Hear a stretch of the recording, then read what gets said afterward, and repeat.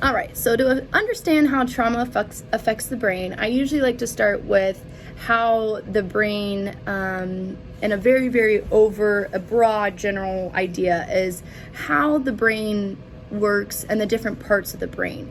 So what I really like to use as visuals is the conscious discipline model, which talks about 3 different brain states or different parts of the brain. So I want to go through these first and kind of talk about how they work, and then we can go and talk about how it would work if and when we experience trauma. So this first part of the brain is going to be the brainstem, and this part, as you guys can see, is all about safety. So it's going to be the part of the brain, since it's a part of the brain stem, this part of the brain has connections to our spinal cord and all the other parts of the body. So this part of the brain is when we experience something scary. So like using the example of like in the old days with the cavemen, right? If there's a scary animal that's gonna eat him, this part of the brain is what sends all of that adrenaline to your muscles, so you can either fight it, you can run away faster, or you can just freeze. So this part of the brain is the part of the brain that sends all those messages that we need to send adrenaline, and we need to either fight, flight, or freeze. This is the part that can send those messages. The second part of the brain is the limbic system, which is the fancy word, or we can know this as more of the emotional center. So this part of the brain holds a lot of important parts of the brain that process emotions and process memories.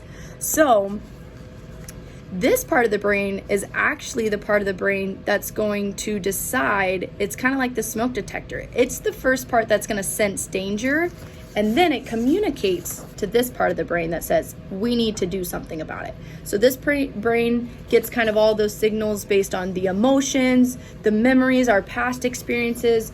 And then this actually takes it and it says, hey, we need to send adrenaline and we need to do something about this.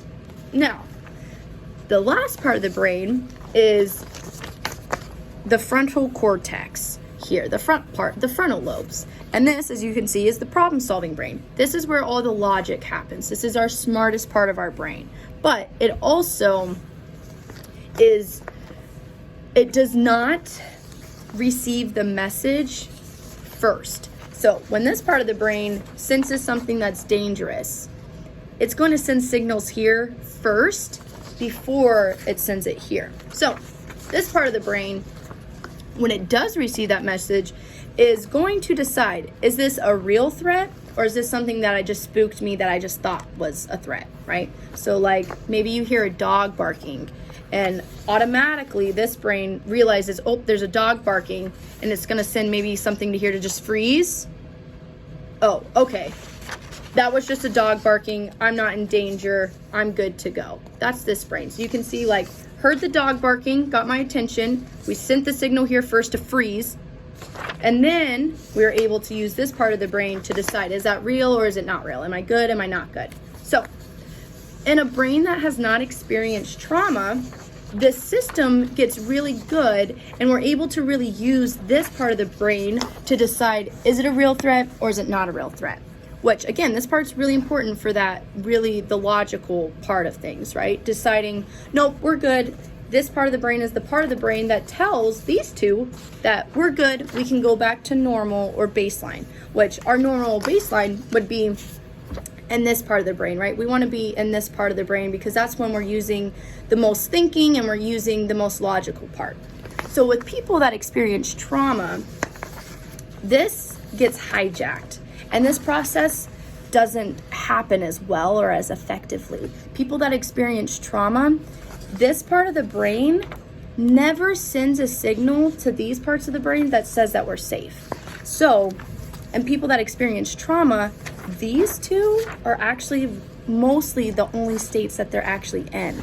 This survival state can really take over and it becomes hyperactive, which means these parts of the brain are constantly looking for threats. It's constantly on edge, like, ooh, was that door closing, something scary, or am I okay?